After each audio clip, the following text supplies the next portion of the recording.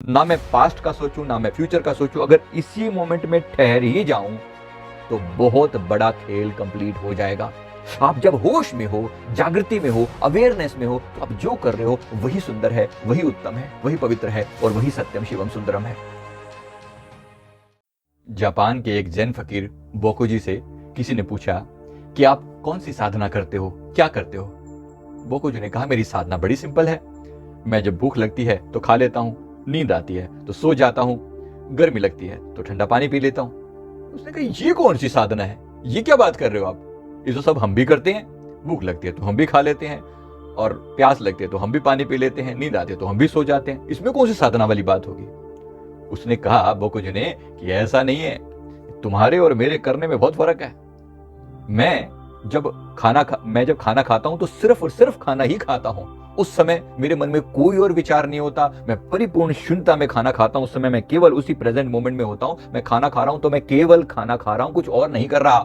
लेकिन आप खाना खा रहे हो तो खाना, यहां पर आप खाना खा रहे हो और वहां आपका मन न जाने कहां कहां भाग रहा है। कभी आप ऑफिस जा रहे हो, कभी आप घर के बारे में सोच रहे हो, कभी आप दोस्त के बारे में सोच रहे हो, कभी आप किसी समस्या के बारे में सोच रहे हो। आप टिके हुए नहीं हो भैया, आप टिके हुए नहीं हो।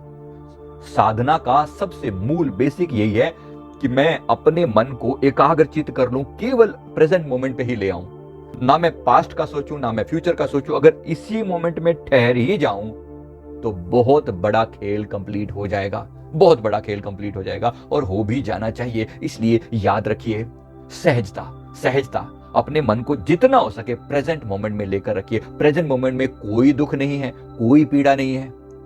पास्ट में बहुत सारे दुख रहे होंगे, फ्यूचर में दुख आएंगे कि सुख आएंगे अभी हमें पता नहीं है। हमारे पास केवल एक यही मोमेंट है जिसका नाम है प्रेजेंट मोमेंट। ये प्रेजेंट मोमेंट में टिक जाना ही, जो कंटिन्यूस प्रेजेंट मोमेंट में टिकने का प्रयास करते हैं, वो आज नहीं तो कल उस परम सत्य को, उस आनंद को, उस बोध को उपलब्ध हो जाते हैं। जरा कोशिश करके देखना, जब आप खाना खा रहे हैं तो केवल खाना खा रहे हैं। ये मैं आपको ओशो की थ्योरी बता रहा हूं।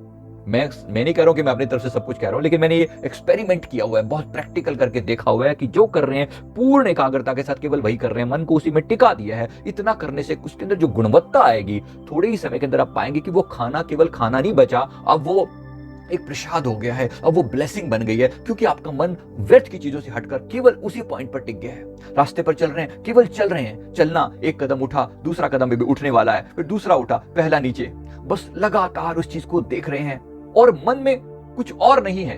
जो कर रहे हैं सिर्फ उतना ही कर रहे हैं, और केवल उतना ही करने से मन इतना शांत रहता है जिसका कोई हिसाब नहीं। यही चलते फिरते किया जाने वाला मेडिटेशन है।